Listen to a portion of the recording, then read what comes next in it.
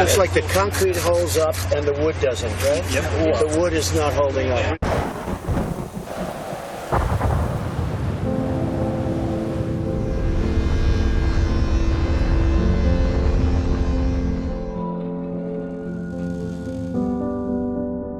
This is the first time I've really been near the ocean as a developer, and where most of my product is actually in 135-mile wind.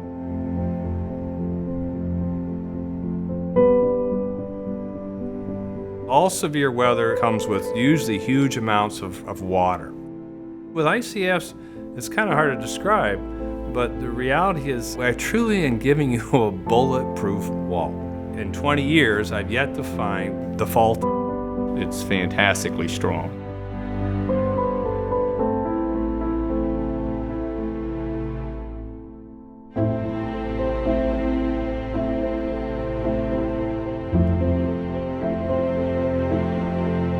When I stack one form, I have insulation, sound attenuation, rebar placement, an air barrier, and a vapor barrier.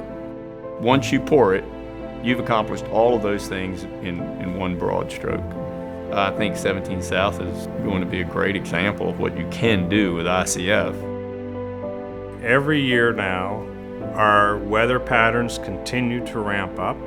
All it takes is one severe storm event coming ashore or coming from the central United States to compromise their building, and they're into some serious problems.